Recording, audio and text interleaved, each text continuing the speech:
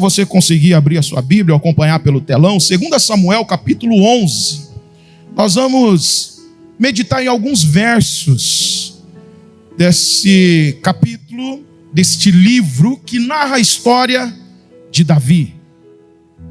Eu quero falar sobre 4 tempestades. A tempestade que é pega com a própria mão, a tempestade maligna enviada pelo inferno, tempestade também que é enviada por Deus para nos corrigir, e a tempestade enviada por Deus para nos dar um destino. Essas 4 tempestades eu quero hoje tirar alguns nutrientes para a nossa vida espiritual dentro deste tema. 2 Samuel capítulo 11, a minha versão Almeida Corrigida, diz assim: E aconteceu que numa tarde Davi se levantou do seu leito e andava passeando no terraço da casa real, e viu do terraço uma mulher que estava lavando, e era esta mulher muito formosa à sua vista. E mandou Davi indagar que era aquela mulher, e disseram: porventura não é esta Betseba, filha de Eliã, mulher de Urias o Heteu? Então enviou Davi mensageiros e mandou trazê-la. E ela veio, e ele se deitou com ela, pois já estava purificada da sua imundícia. Então voltou ela para a sua casa.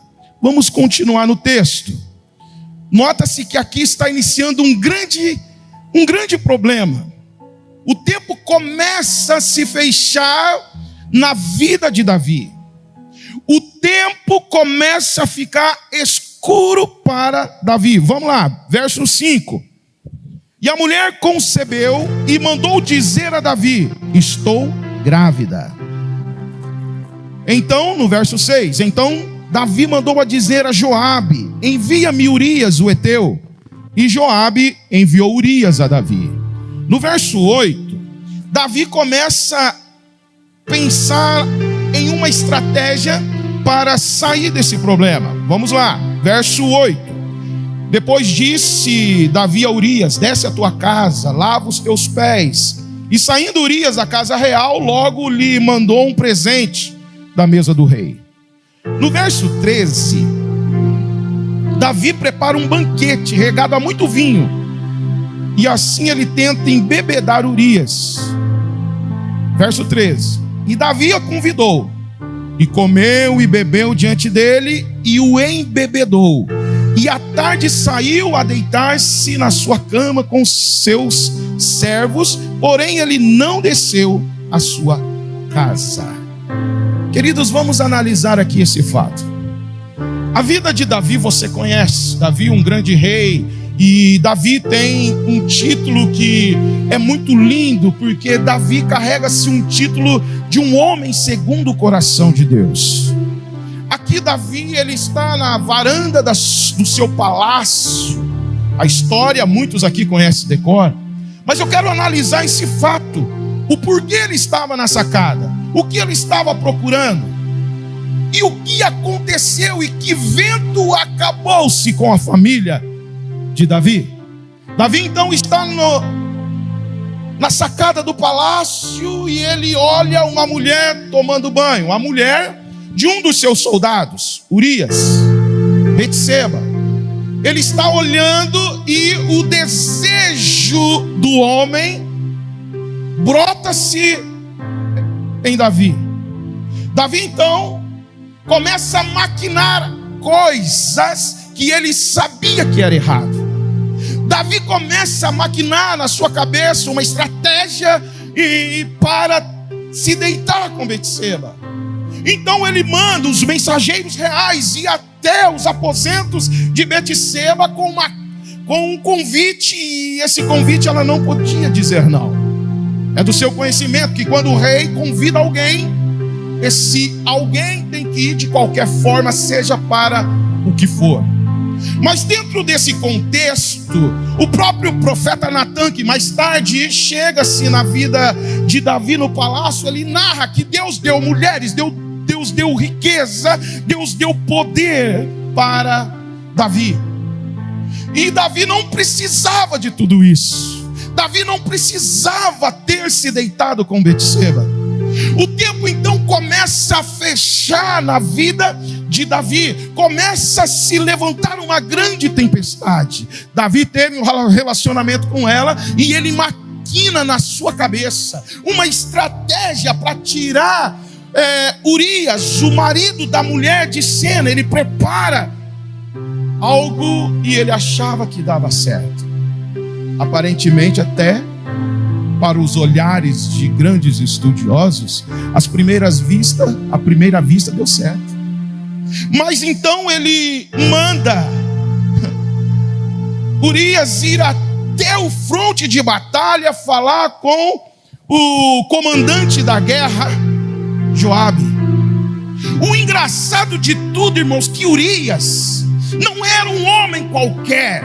Urias era um homem que sabia o que era sim, sim, o que era não, não.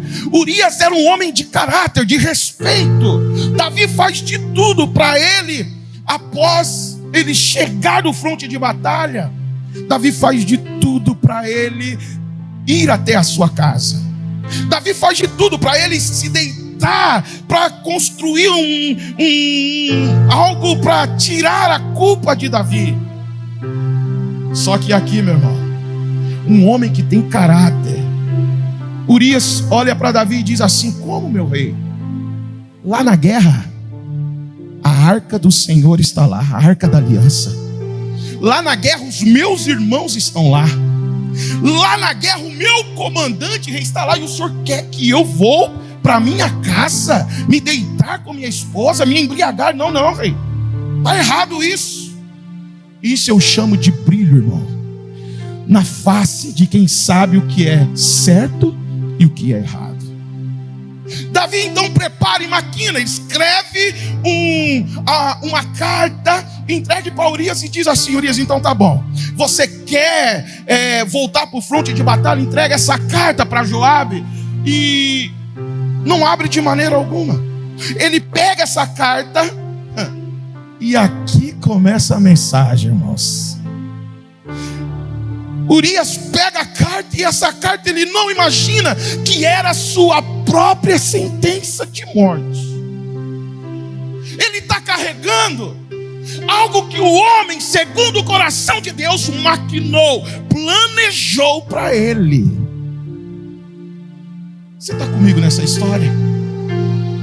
Então vai lá Urias com a carta, querendo honrar a presença de Deus que estava na guerra, na batalha, querendo honrar o seu compromisso. E Deus está lá do céu olhando todos os passos de Davi. Então Urias chega diante de Joabe. Joabe abre o bilhete. Você imagina a cena? Joabe abrindo o bilhete e Urias querendo lutar por Israel. Joabe olha aquilo ali, não entende nada. Ele diz: Urias, vai para a frente de batalha onde estão os arqueiros, os flecheiros. E lá Urias tomba morto, sem culpa nenhuma. Sem culpa nenhuma.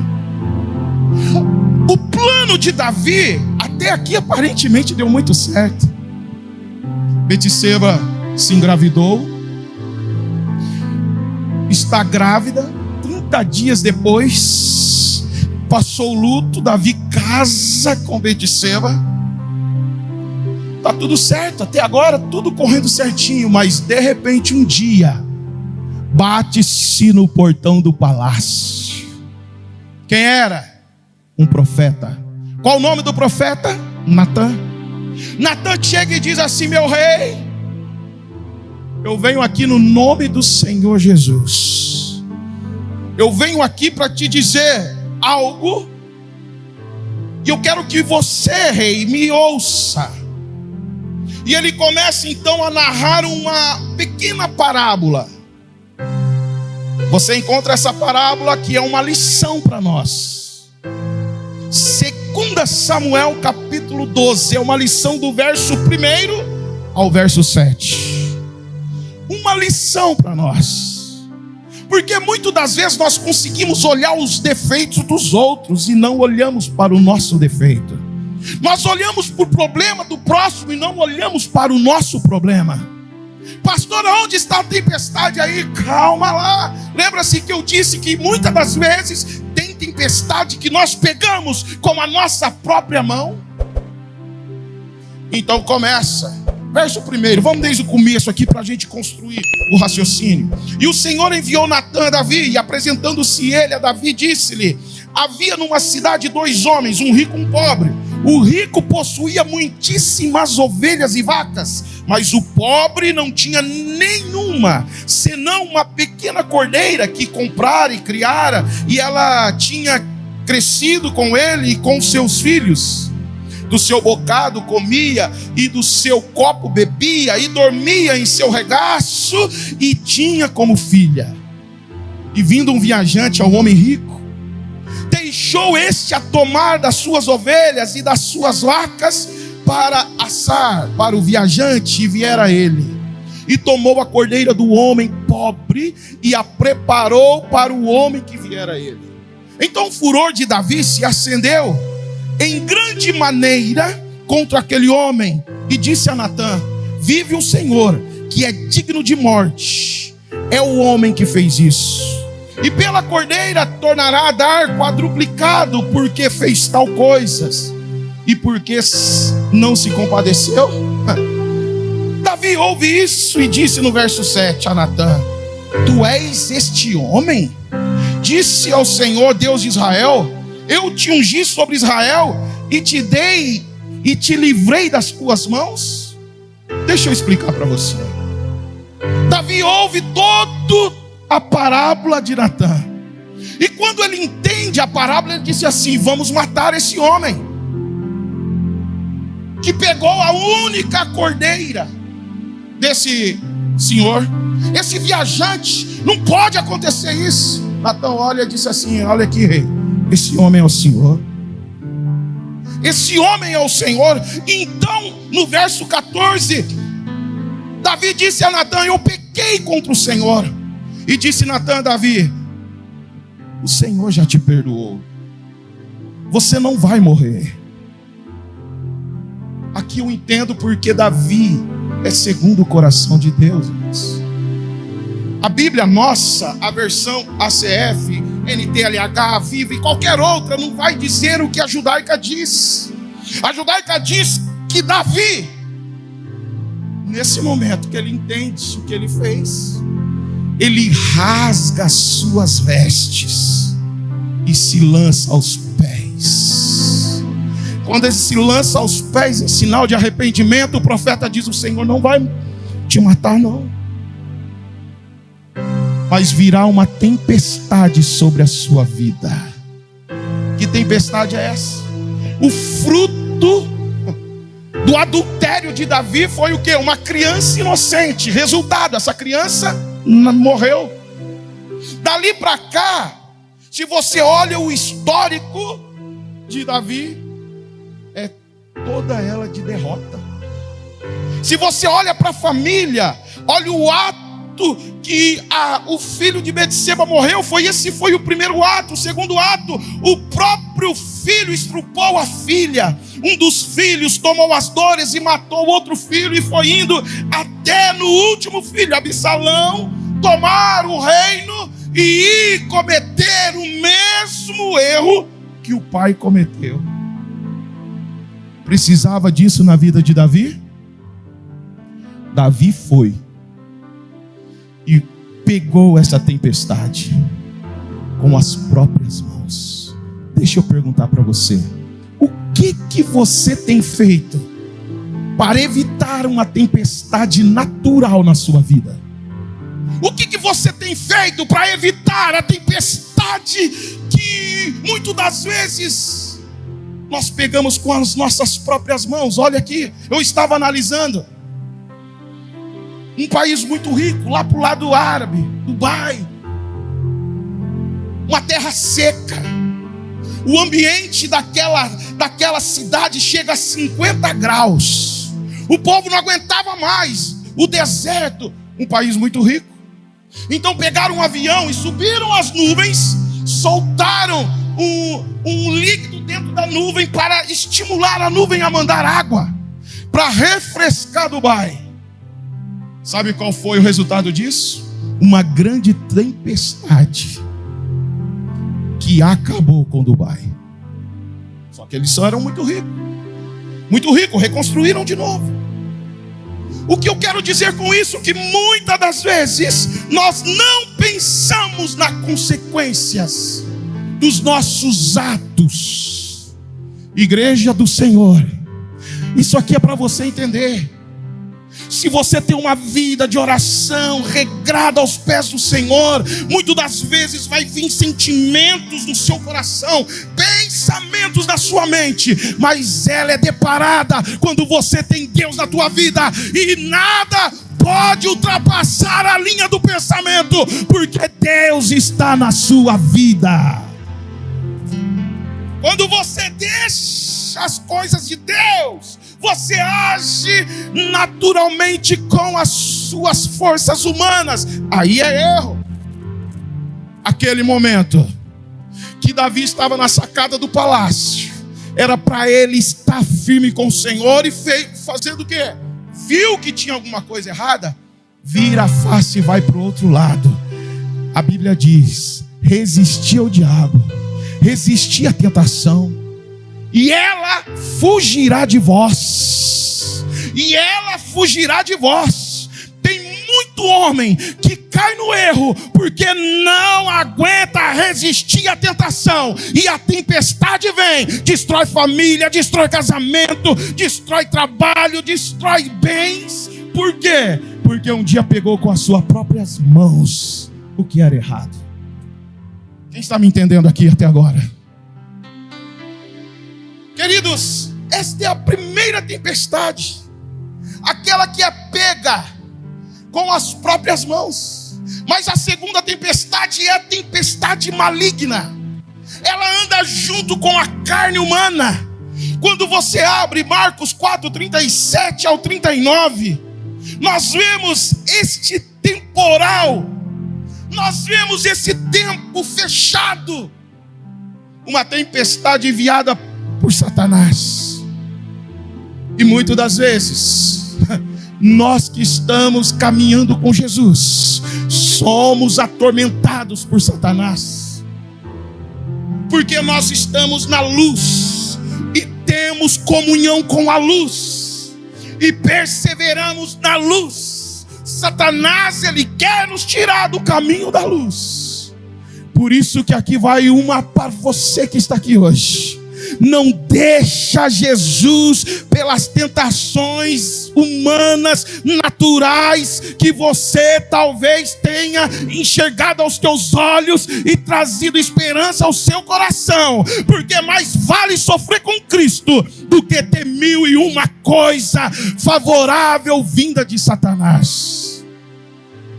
Eu acho que tem mais gente aqui que pensa dessa maneira. Mas vale sofrer com Cristo do que viver uma vida tranquila nas mãos do inimigo. Não existe. Você sabe que não existe. Aparentemente é tranquila, mas depois ele vem tomar o que é dele. Agora Jesus nunca vai tomar. Jesus sempre vai te abençoar. Você pode até entrar na tempestade, mas quando Jesus está com você, o texto diz que o vento e o mar, tudo que estava se levantando contra o barco, o nosso mestre disse: cala-te, aquieta-te. E o vento se aquietou e houve grande bonança. Vale a pena andar com Jesus. Quando você tem Jesus nos teus projetos, ele se levanta diante de você e diz: acalma a tempestade, porque esse é meu discípulo, esse é meu e nele ninguém toca. Que coisa linda, queridos. Ninguém vai tocar em você, não. Pode até o vento cantar, assoviar, o barco querer deitar, mas Cristo está contigo. Aleluia, aleluia. E aqui eu queria falar mais, mas o tempo não vai deixar. A tempestade maligna se vence na autoridade do nome de Jesus. Quando você tem o poder de Cristo, quando você tem Jesus na tua vida, diante do problema, você mesmo levanta a mão e diz: olha aqui, Satanás, na minha vida tem Jesus Cristo, e na minha vida Ele governa, Ele dirige, e você não coloca o seu dedo na minha família, na minha casa, seja no que for, porque eu estou no braço do Todo-Poderoso. Então eu descanso. Descanse, irmãos. Descanse. Aleluia. Terceira tempestade. A primeira é aquela que nós pegamos com as próprias mãos. A segunda é a tempestade maligna, que Satanás vai soprando, querendo nos derrubar. Mas a terceira, tem uma tempestade que é enviada por Jesus, por nosso Deus. Sabe para quê? Para corrigir rotas. A rota da nossa vida. Olha aqui, engana-se você. Que você vai ser sempre esse crente meia boca. Que você vai ser sempre esse discípulo meia colher. Não. Jesus vai corrigir a rota da sua vida. Jesus vai corrigir. Se você tem uma promessa, se você tem um dom, um talento guardado aí, Ele vai te usar. E quando Ele te chamar, o vento vai chacoalhar, meu filho, mas você vai entender que é Jesus te chamando. Tem gente querendo pular do barco, tem gente querendo, sabe? Olha a história de Jonas. Abra sua Bíblia aí, Jonas, capítulo 1. Verso 3 e 4. Verso 3 diz assim: porém Jonas se levantou. Se levantou para quê? Para fugir da presença do Senhor. Tem muita gente fugindo da presença de Deus, irmãos. Olha a tempestade que virou a vida de Jonas. Olha a tempestade. Eu imagino Deus falando assim: olha, Jonas, vai para Nínive. Como muitos de hoje, Deus fala: olha, vem. E Ele fala: não vou. Vem, não dá para mim. Faz assim, eu faço se eu quiser. Tem muito crente boca dura com Deus, irmãos. Com o próprio Deus. Debatendo com Deus. Então o que Deus vai fazer? Tempestade na tua vida para alinhar a rota. Então vamos lá. Jonas se levantou para fugir da presença do Senhor para Tarsis. E descendo a Jope, achou um navio que ia para Tarsis, pagou, pois, a sua passagem, e desceu para dentro dele, para ir com eles para Tarsis, para longe, longe, longe da presença do Senhor. O que é isso? Jesus nos chama, e tem gente que sempre deixa para depois. É ou não é? Para depois, não é agora. É a hora sua. Eu não entendo isso, irmãos. Se você me entende, me para depois do culto e vem falar para mim, tá? Porque eu não consigo entender quando Deus chama, Deus apresenta, Deus fala, vamos, e a pessoa fala, não, depois, não é a hora. Ué, quem capacita é quem, irmãos? É Deus. Quem abre porta, igreja? Quem apazigua a tempestade, igreja? E quem foge da presença do Senhor? É nós. Então tempestade. Então a finança não bate. Então falta na casa as coisas. De repente o cliente não chega. De repente as portas não abrem. Por quê? Porque não está alinhado com a vontade de Deus. Vou te mostrar aqui, ó. Você pode reclamar comigo e pode reclamar com Deus. Mas Jonas estava fugindo. da presença. Olha o verso 4. Mas o Senhor mandou ao mar um grande vento, e fez-se o mar uma forte tempestade, e o navio estava pronto de quebrar-se. No verso 5, nessa tempestade aqui, irmãos, que Deus envia para, nos direcionar, nos mostrar a rota, fazer voltar para a rota, aqui tem prejuízo para nós. Quando nós falamos não para Deus, quando nós somos aquele, segunda-feira foi falar dos murmurentos, né? Somos aquele que queremos mandar em Deus. Deus nos chamou para sermos servos. E a minha Bíblia diz que servos vem de escravidão. Antes eu era o servo do inimigo, do capeta, escravizado por Satanás. Paulo diz assim: hoje eu sou escravo da luz do meu Senhor. Eu não tenho vontade, a vontade é dele. Eu fico aqui até a hora que ele querer. Eu vou a hora que ele me quiser, pois a minha vida está nele, está nas mãos dele. E ponto final. O problema é que queremos lutar com Jesus, lutar com o Senhor, lutar com o chamado.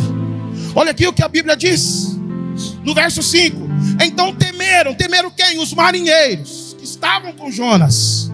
E cada um, você conhece, clamou aos seus deuses. Cada um tinha a sua religião. E lançaram ao mar o quê? As cargas. Olha os prejuízos de quem está à volta, de quem Deus está chamando e a pessoa está fugindo da rota. Prejuízo para quem está ao redor. Prejuízo. Então começa jogando as cargas. E estavam no navio para aliviarem o peso. Jonas, porém, desceu ao porão do navio, e tendo se deitado, dormia um sono profundo. Muita gente que corre da presença de Deus entra na tempestade e acaba se dormindo, cochilando espiritualmente, perdendo as coisas que está passando. Jonas está aqui. Desviou. O que a tempestade fez? Desviou da rota, do caminho. Agora o verso 9 diz assim, ó: e na tempestade, fora da rota de Deus, fora da rota do Senhor, ele sabia que ele estava fora. Então diz assim no verso 9: e eles lhe disse: eu sou o hebreu, temo ao Senhor. Olha aqui, está fora da rota de Deus, fora da rota do seu Senhor, desobedecendo a Deus, aí vem querer dizer que teme ao Senhor, irmãos. Eu conheço várias pessoas assim. Está precisando de Deus, está no mundo, diz que ama o Senhor, coloca em todo lugar: eu quero é Deus, Deus é bom, não sei o que, mas não teme ao Senhor, não obedece ao Senhor. Tempestade para ele. Tempestade.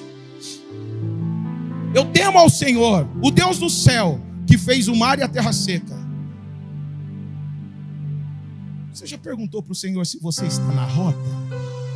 Você já perguntou para o Senhor? Vou dizer para você, Jonas estava num barco que todo mundo estava sofrendo pelo desvio da rota dele. Você desviando da rota? Ou quem está no seu barco está desviando da rota? Você já fez isso aí?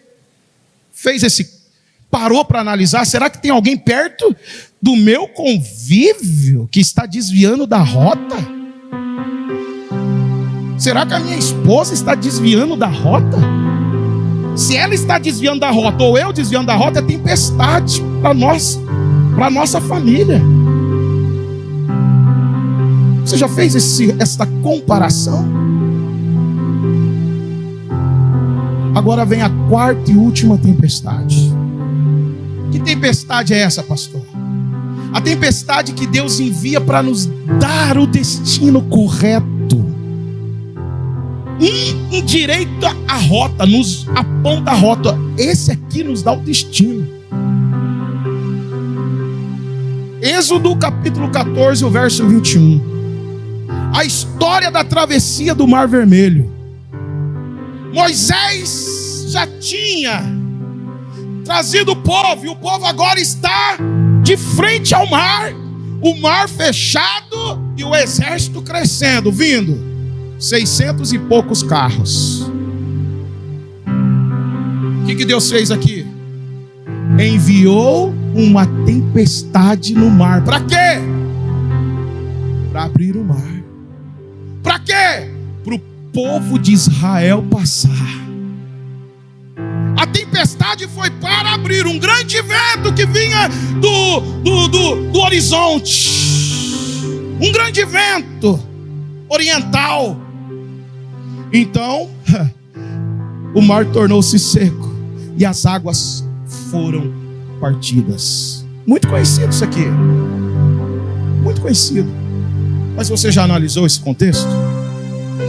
Moisés, para chegar ali e ter essa confiança, ele teve que se autoaceitar, meu irmão. Ele teve que se autoanalisar. E a psicologia, sabe o que ela diz isso aqui? Que Moisés teve que aceitar, criticar e substituir o que ele tinha já dentro dele, construído com o tempo que ele passou no Egito. Sabe o que é isso?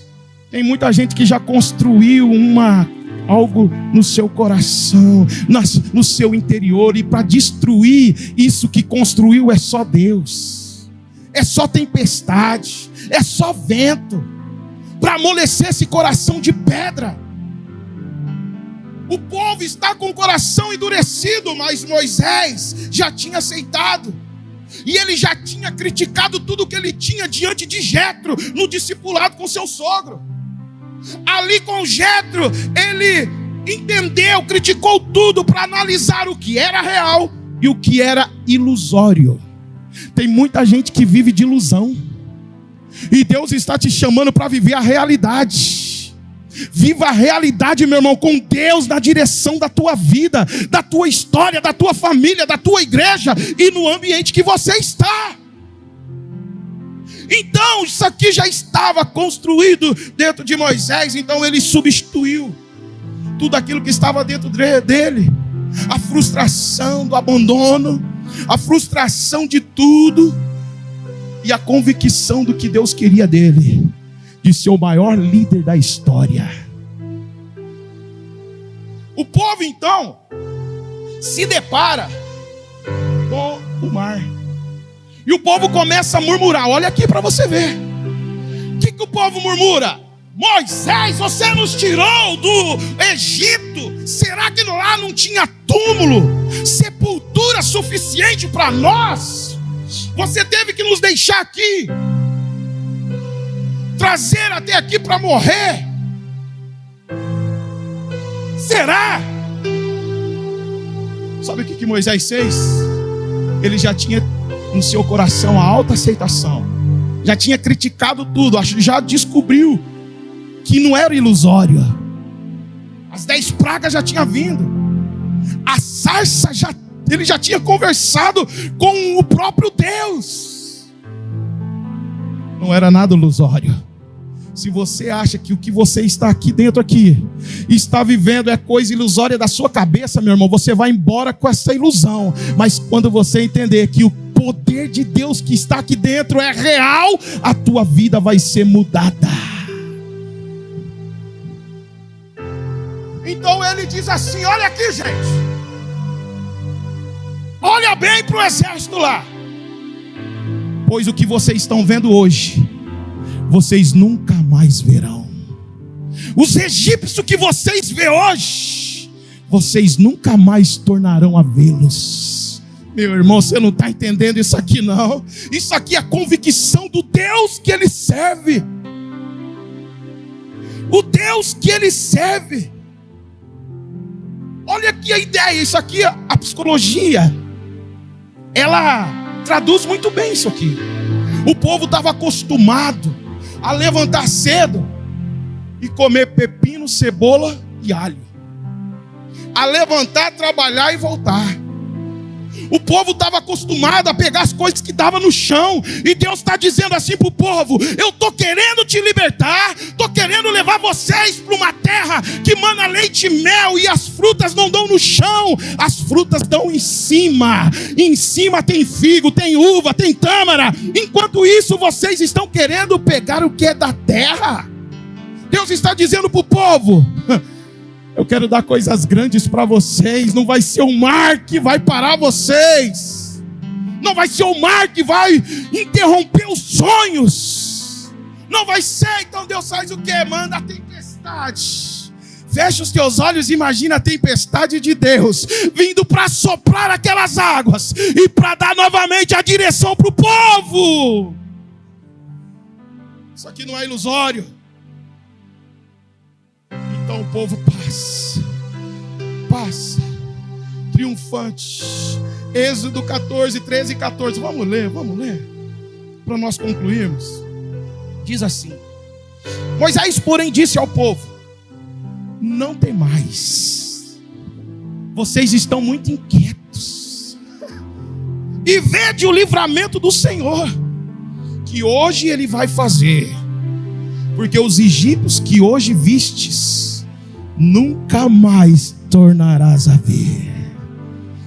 Olha o 14. Vai preparando um glória aí, igreja, que eu não consigo pregar por igreja que não dá glória, tá? Vamos lá, vem comigo, ó. Verso 14. Eu acho que vocês não precisam da bênção que eu preciso, sabe? Porque quando eu recebo algo de Deus, eu glorifico. Eu levanto as mãos. Eu aplaudo ao Senhor. Eu acho que vocês estão muito cansados nesse feriado. Mas eu vou ler para vocês. Olha o verso 14. O Senhor pelejará por vós, e vós vos calareis. Deus pelejará por vocês, e vocês vão engolir seco o que Deus vai fazer. Porque Deus é o de ontem, o de hoje e é o de sempre nas nossas vidas. Esses aí vocês nunca mais tornarão a ver. Vale a pena confiar em Jesus ou não vale? Vale a pena confiar em Deus ou não vale? Pedi pro Júlio, já subindo aqui, Júlio. Eu quero concluir essa mensagem. Às vezes nós ainda estamos vendo as lutas, a ansiedade. Sofri disso também. A depressão. Olhamos para a direita, as contas não fecham. Olhamos para cima, olhamos para o armário, está diminuindo. Olhamos para a saúde, está debilitada. Olhamos para tudo isso. Mas o que está sendo construído dentro de você é real ou é ilusório? Tem família em guerra porque ainda não descobriu a felicidade de andar a dois. Tem gente que não entende que Deus quer dar vida e está procurando a morte. Se você colocar hoje e dizer assim: aí eu vim aqui para viver o real de Deus nessa campanha, para ver que o vento não tá fácil não, mas eu sei em quem eu tenho crido. Eu sei para onde eu vou e o que Deus quer de mim. Você sabe o que Deus quer de você? Você sabe? Deus é maior do que qualquer tempestade que possa surgir na tua vida. Deus é maior do que essa falta de alegria que você tem. Deus é maior do que essa falta de alegria. Deus é maior quando Deus entra. A alegria do Senhor vem, invade o teu ser, trabalha o seu coração. As tempestades da vida nos fortalecem. As tempestades que vêm de Deus nos aproxima também de Deus. Pastor, eu estou fazendo tudo certo, o que está acontecendo? Fica tranquilo, a tempestade é Deus que está enviando para te dar um destino, para te dar um norte, para te dar uma orientação. Agora, faz uma análise na tua vida. Eu não faço nada para Deus. Eu não sirvo a Deus como tem que ser. Eu até tenho esse temor, mas para onde eu olho, onde eu vejo, eu estou no meio de uma tempestade. Toma cuidado. Essa tempestade, ela pode ser você mesmo ter pega com as suas mãos, ou é uma tempestade maligna que vem para te derrubar, porque você está vulnerável. Mas quando você, meu irmão, está firme com Jesus, o vento vai vir, vai balançar, mas você não vai naufragar. Não existe tempestade que não possa, sabe, que não vai passar, que não existe, sabe. Tem um Deus que te protege, que te guarda. Tem um Deus que te guarda. Irmãos, isso não é ilusório. Isso nunca foi ilusório. Isso nunca foi um conto de fadas. Nunca foi um filminho da Netflix. Nunca foi o The Chosen lá que você gosta, que a maioria das cenas estão mudadas e você nem percebeu que está mudada. Alegrou o seu coração. Nosso Deus é muito maior do que aquilo. Muito maior do que aquilo. O nosso Deus é maior do que essa enfermidade que está tentando tirar a sua direção, percurso. Porque, pastor, eu sei, filho, até a enfermidade, quando assola, a fé também enfraquece. O Senhor sabe disso. Mas tem um Deus que está olhando para você. A fé é que nos sustenta. A fé é que nos sustenta durante as tempestades da vida. É a fé. Se você está com a fé fraca, o Senhor sabe dos dias que você levantou as madrugadas e derramou lágrimas. Está tudo calculado, tudo escrito, tudo nas mãos de Deus.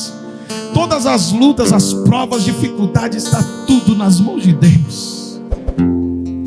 A vitória vem. Ela vem. Vem quando? Vem depois da tempestade. A bonança vem depois. Mas aquele que não nega, aquele que carrega a sua cruz, aquele que fica firme, meu irmão, Deus abraça. E Ele abraça quando nós confiamos em Deus e permanecemos firmes nele. Se coloca de pé como nunca nesse momento. Se coloca de pé. Começa a profetizar, meu irmão, para a sua vida. Eu canso de olhar para a minha vida e dizer: Senhor, eu profetizo as bênçãos do Senhor sobre a minha vida, sobre a minha casa, sobre os meus filhos, sobre a minha vida. Senhor, olha, me cuida da minha vida, ilumina os meus passos. Você já tem pagado o preço pela sua vida? Não, começa a pagar hoje. A tempestade está balançando, mas você sabe que a sua vida está nas mãos do Senhor.